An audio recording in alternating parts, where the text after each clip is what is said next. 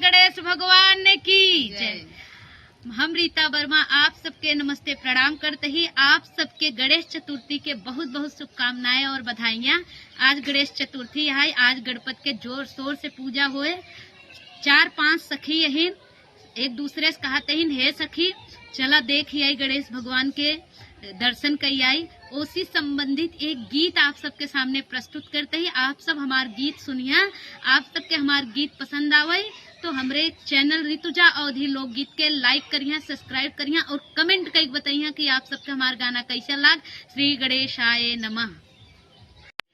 चलो ना सखी हाली हाली गणपति के द्वार हो। चलो ना सखी हाली हाली गणपति के द्वार हो। चलो ना सखी हाली हाली चिरई चरौवन बोले भोले बेनु सारवा हो। चिरई चरौवन बोले भोले बेनु सारवा हो। गणपति के घंटा बाजे गणपति के मंदिरवा हो। गणपति के घंटा बाजे गणपति के मंदिरवा हो।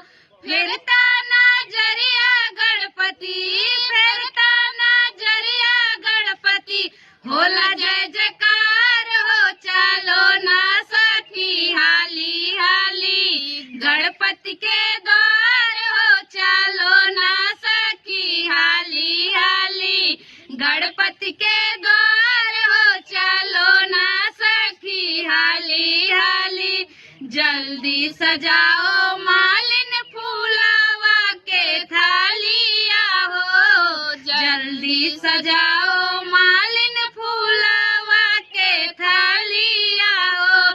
फिरता नजरिया गणपति फिरता नजरिया गणपति बाड़े फूलवार हो। चलो ना सखी हाली हाली गणपति के द्वार हो। चलो ना सखी हाली हाली गणपति के द्वार हो। चलो ना सखी हाली हाली मोदक चढ़ावई बप्पक पीताम्बर चढ़ाउबई हो।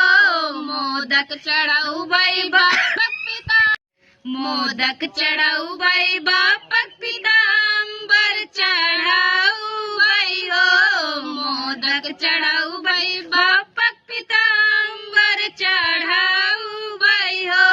फिरता नजरिया गणपति फिरता नजरिया गणपति देता आशीर्वाद हो। चलो ना सखी हाली हाली गणपति के द्वार हो। चलो ना सखी हाली हाली गणपति के द्वार हो। चलो ना सखी हाली हाली ओढ़ाउल के फूलावा से ओढ़ाउल के फूलावा से उड़े लाल हार हो। चलो ना सखी हाली हाली गणपति के द्वार हो। चलो ना सखी हाली हाली गणपति के द्वार हो। चलो ना सखी हाली हाली। बोला गणेश भगवान की जय।